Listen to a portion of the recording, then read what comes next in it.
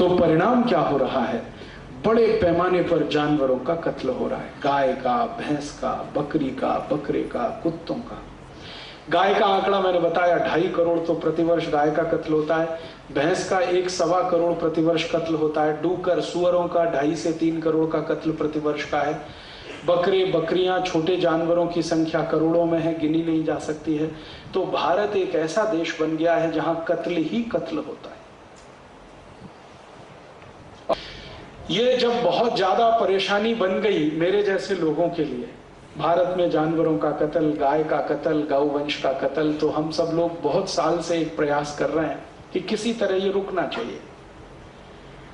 तो उसी संदर्भ में एक बार क्या हुआ, सन 1998 में मैं और मेरे जैसे कुछ समविचारी लोगों ने एक मुकदमा किया सुप्रीम कोर्ट में, public interest petition.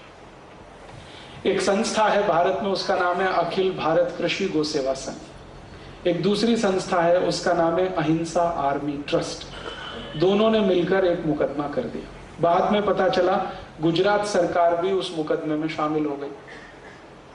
Supreme court में मुकदमा आया और हमारा मुकदमा यह था कि गाय और गोवंश की हत्या नहीं होनी चाहिए। सामने जो कसाई लोग थे उनका तर्क था क्यों नहीं होनी चाहिए, जरूर होनी चाहिए। सुप्रीम कोर्ट में हमने अपील किया कि इसमें एक कोई बड़ी बेंच बनाई जाए। 1-2 जज का मामला नहीं है क्योंकि ये बहुत सीरियस है। 3-4 साल तो सुप्रीम कोर्ट ने स्वीकार नहीं किया, फिर अंत में जाके मान लिया कि अच्छा ठीक है, इसके लिए कॉन्स्टिट्यूशनल बेंच बनाई जाए। भारत देश के थोड़े दिन पहले तक चीफ जस्टिस रहे श्री RC लाहोटी ने अपनी अध्यक्षता में 7 जजों की एक कॉन्स्टिट्यूशनल बेंच बनाई और 2004 में मुकदमे की सुनवाई शुरू हुई, जो 2005 सितंबर में पूरी हो गई। सुनवाई के समय यही कुतर्क हमारे सामने आए, ठीक यही कुतर्क जो कभी शरद पवार के मुंह से मैंने सुने, जो कभी भारत के पढ़े लिखे लोगों के मुंह से मैंने सुने, और जो कभी भारत के भूतपूर्व प्रधानमंत्री नेहरू जी के द्वारा कहे गए। सारे के सारे कुतर्क एक ही जैसे वही कसाईयों के द्वारा सुप्रीम कोर्ट में कहा गया। सबसे पहला कुतर्क कि भारत की गाय को जब बूढ़ा हो जाता है, माने बूढ़ी हो जाती है, तो बचाने में कोई लाभ नहीं है, उसको कत्ल करके बेचना ही लाभकारी है और हम भारत की अर्थव्यवस्था को मजबूत बना रहे हैं क्योंकि गाय का मांस एक्सपोर्ट कर रहे हैं। दूसरा कुतर्क, गाय के चारे की बहुत कमी है पूरे भारत में, तो भूखी मरे उससे अच्छा यह है कि हम उसका कत्ल करें, तो कम से कम मांस तो बिके, भूखी मरे तो वो किसी काम की नहीं। तीसरा कुतर्क कि भारत में लोगों को रहने के लिए जमीन नहीं है, गाय को कहां रखे। चौथा कुतर्क, इससे विदेशी मुद्रा मिलती है। और सबसे खतरनाक कुतर्क कसाईयों की तरफ से जो दिया गया वो ये कि हमारे धर्म में लिखा हुआ है कि हम गाय की हत्या करें। This is our religious right. कसाई लोग कौन हैं आप जानते हैं कि कुरैशी समाज है इस देश में जो सबसे ज्यादा जानवरों का कत्ल करता है। उनकी तरफ से ये कुतर्क सुप्रीम कोर्ट में आए। हमने उनके एक एक कुतर्क का तर्कपूर्वक जवाब दिया, बिना गुस्सा हुए, बिना अपना पेशेंस खोए हुए। उनका पहला कुतर्क आया कि गाय का मांस बेचते हैं तो आमदनी होती है देश को। तो हमने सुप्रीम कोर्ट के सामने पूरे फैक्ट्स एंड फिगर रखे, वो ये कि एक गाय को जब काट देते हैं, कत्ल कर देते हैं, तो उसके शरीर से कितना मांस निकलता है, कितना खून निकलता है, कितनी हड्डियां निकलती हैं। एक गाय का साधारण जो वजन होता है वो 3 से 3.5 कुंटल होता है, स्वस्थ गाय का। इसको हम काटें तो उसके शरीर में से मात्र 70 किलो मांस निकलता है। 1 किलो गाय का मांस जो भारत से एक्सपोर्ट होता है उसकी कीमत है लगभग 50 रुपए। तो 70 किलो मांस निकला, 50 रुपए किलो से जोड़ो, 3500 रुपए का। खून जो निकलता है वो 25 लीटर होता है। खून के भाव से वो लगभग 1,500-2 हजार रुपए का। हड्डियां निकलती हैं वो भी 30-35 किलो। उनका हिसाब जोड़ा तो लगभग 1000-1200 रुपए का वो। तो कुल मिलाकर एक गाय को कत्ल करें और हम उसको एक्सपोर्ट कर दें पूरा का पूरा कत्ल करके, खून को भी, मांस को भी, हड्डियों को भी, तो सरकार को या कत्ल करके बेचने वाले को किसी भी स्थिति में 7,000 रुपए से ज्यादा नहीं मिलता। फिर हमने कोर्ट के सामने दूसरी बात कही कि यही गाय को अगर कत्ल नहीं किया जाए तो क्या मिलता है। हमने कत्ल किया तो 7,000 मिलेगा, और अगर हम कत्ल ना करें, इसको जिंदा रखें, तो कितना मिलेगा। तो उसका कैलकुलेशन है, एक गाय दिन में लगभग 10 किलो शेण देती है, गोबर, अगर स्वस्थ है तो, और एक गाय दिन में 2.5 से 3 लीटर मूत्र देती है, अगर स्वस्थ है तो। गाय के 1 किलो शेण से 33 किलो खाद बनती है, फर्टिलाइजर, जिसको ऑर्गेनिक फर्टिलाइजर कहते हैं। 33 किलो 1 किलो शेण से। न्यायाधीश ने पूछा, हाउ इज इट पॉसिबल। तो हमने कहा, आप हमको समय दीजिए और स्पेस दीजिए, हम आपको यहीं सिद्ध करके बताते हैं। उनका यस, ठीक है।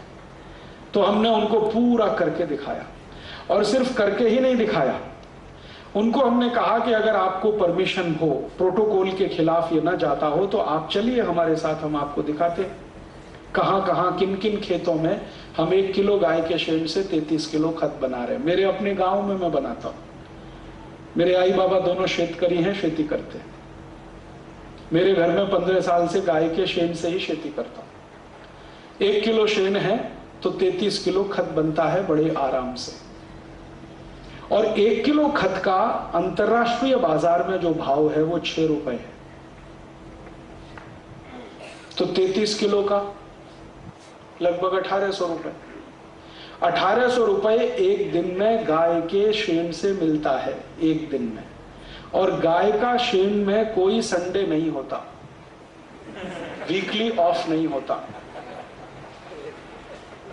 हर दिन मिलता है।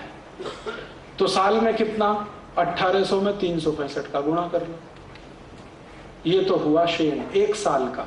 और एक गाय की सामान्य उम्र 20 साल है, और वो जीवन के अंतिम दिन तक शेण देती है। तो 1800 गुणा 365 गुणा 20, और ये कैलकुलेशन लगभग लाख रुपए के ऊपर गया, 2 लाख के आसपास आता है। तो मैंने कहा इतना तो मिला, सॉरी 40 लाख के आसपास आता है, 2 लाख गलत बोला। तो 40 लाख रुपए तो मिल जाएगा शेण से। अब आया मूत्र, रोज का 2-2.25 लीटर, और उस मूत्र से 48 औषधियां बनती है। डायबिटीज की औषधि बनती है, arthritis, bronchitis, bronchial pneumonia, tuberculosis, osteomyelitis, osteoporosis, ऐसे 48 रोगों की औषधियां गाय मूत्र से बनती हैं। और गाय के 1 लीटर मूत्र का बाजार में दवा के रूप में कीमत लगभग 500 रुपए इस समय, भारत के बाजार। अंतर्राष्ट्रीय बाजार में तो उससे भी ज्यादा। आपको मालूम है अमेरिका में गोमूत्र पेटेंट है, और अमेरिकन गवर्नमेंट भारत की गाय का मूत्र इंपोर्ट करती है हर साल। कैंसर की मेडिसिन बनाते हैं उससे, डायबिटीज की मेडिसिन बनाते हैं। और अमेरिका में गोमूत्र पर 1-2 नहीं 3 पेटेंट है।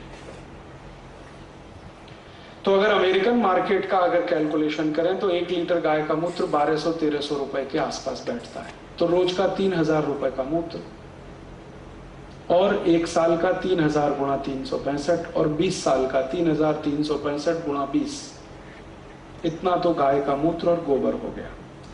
फिर इसी गाय के शेण से, गोबर में से एक गैस निकलती है जिसको मीथेन कहते हैं। और मीथेन वही गैस है जिससे आप अपने रसोई घर का भोजन बना सकते हैं, और जरूरत पड़े तो अपनी गाड़ी चला सकते हैं, 4 पहिए की। जैसे एलपीजी गैस से गाड़ी चलती है ना, वैसे मीथेन गैस से भी गाड़ी चलती है। तो न्यायाधीश को विश्वास नहीं हुआ। तो हमने कहा आप अगर परमिशन दो तो आपकी कार में हम मीथेन गैस का सिलेंडर लगवा देते, आप चला के देख लो। उन्होंने कहा यस, हमने लगवाया। उनकी कार में मीथेन गैस का सिलेंडर लगवाया, और जज साहब ने 3 महीने वो गाड़ी चलाई, और वो कहते हैं कि इट इज मार्वलस, क्योंकि खर्चा आता है मात्र 50 से 60 पैसे किलोमीटर, और डीजल से चलाओ तो आता है 4 रुपए किलोमीटर। और मीथेन गैस से गाड़ी चले तो उसमें से धुआं बिल्कुल नहीं निकलता, और डीजल से चले तो धुआं ही धुआं निकलता है। और मीथेन गैस की गाड़ी में शोर बिल्कुल नहीं होता है, डीजल की गाड़ी में कान फट जाए इतना शोर होता है। ये सब उनके समझ में आया। फिर हमने कहा कि अगर हम 10 किलो गाय का शेण रोज का इकट्ठा करें तो साल में कितनी मीथेन गैस एक गाय से मिलती है, वो सब कैलकुलेशन, और 20 साल में कितनी मिलेगी। और भारत में इस समय 17 करोड़ गाय हैं, सबका गोबर एक साथ इकट्ठा करें और उसका ही इस्तेमाल करें तो 1,32,000 करोड़ रुपए की बचत इस देश को होती है। बिना डीजल बिना पेट्रोल के हम पूरा ट्रांसपोर्टेशन इस देश का चला सकते हैं। और इतने सारे कैलकुलेशन जब हमने बम्बार्ड कर दिए सुप्रीम कोर्ट पर, तो न्यायाधीश ने मान लिया कि गाय की हत्या करने से ज्यादा उसको बचाना आर्थिक रूप से महत्वपूर्ण है।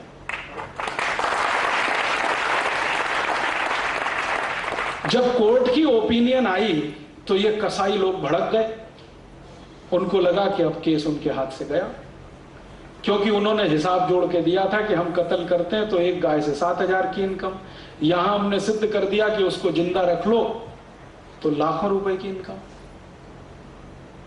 फिर उन्होंने एक ट्रम्प कार्ड चला कसाई में, उन्होंने कहा कि ये हमारा धार्मिक अधिकार है कि हम गाय का कत्ल करें, this is our religious right. हमने कोर्ट को कहा कि अगर इनका ये धार्मिक अधिकार है तो जरा इतिहास में पता करो कि जितने भी मुस्लिम राजा हुए किस किसने अपने इस धार्मिक अधिकार का उपयोग किया। तो कोर्ट ने कहा ठीक है, एक कमीशन बनाओ, हिस्टोरियंस को बुलाओ और जितने मुस्लिम राजा भारत में हुए सबकी हिस्ट्री निकालो, डॉक्यूमेंट्स निकालो और किस किस मुस्लिम राजा ने धार्मिक अधिकार का उपयोग किया गाय के कत्ल के रूप में। पुराने डॉक्यूमेंट्स जब निकाले गए तो पता चला कि भारत में जितने भी मुस्लिम राजा हुए उनमें से एक ने भी गाय का कत्ल किया नहीं। उल्टे कई मुस्लिम राजाओं ने गाय का कत्ल रोकने के लिए कानून बनाए। उनमें से एक नाम बता देता हूं, बाबर।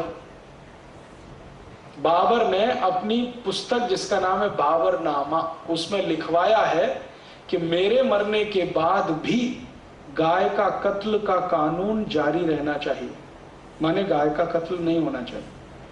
तो बाबर ने तो ये कानून बनाया, हुमायूं ने भी उसी कानून का पालन किया क्योंकि बाबर उसका बाप था, और हुमायूं के बाद जितने मुगल बादशाह थे सबने इसका पालन किया, इंक्लूडिंग औरंगजेब। फिर दक्षिण भारत में एक बड़ा मुस्लिम राजा था, उसका नाम था हैदर अली, टीपू सुल्तान का बाप। उसने एक कानून बनाया था कि अगर कोई गाय की हत्या करेगा तो हैदर अली उसके दोनों हाथ काट देगा, शिक्षा के रूप में, दंड के रूप में। जम्मू कश्मीर में जितने मुस्लिम राजा हुए सबने कानून बनाए, गाय की हत्या कोई करेगा तो उसको मृत्यु दंड।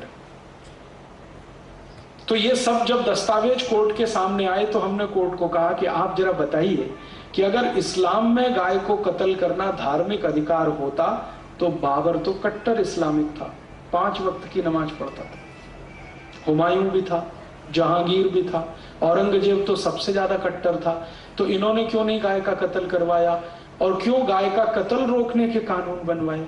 क्यों हैदर अली ने कानून बनाया कि गाय का कत्ल करेगा तो हाथ काट देंगे उसका? क्यों टीपू सुल्तान ने उस कानून का पालन किया?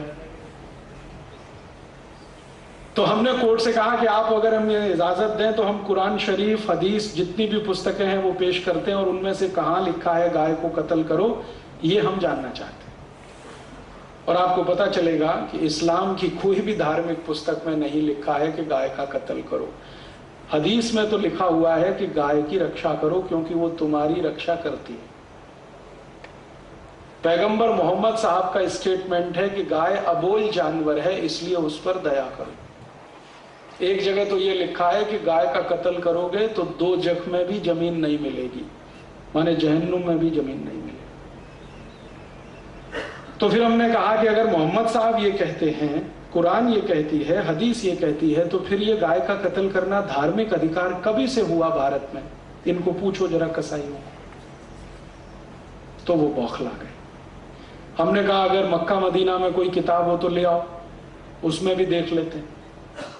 कोर्ट ने उनको 1 महीने की परमिशन दिया कि आप 1 महीने में ऐसा कोई दस्तावेज ला के दे दो जिससे ये पता चलता हो कि गाय का कत्ल करना इस्लाम का मूल अधिकार है। मान लेंगे। 1 महीने तक भी कोई दस्तावेज नहीं मिला तो कोर्ट ने कहा कि अब हम ज्यादा समय नहीं दे सकते, और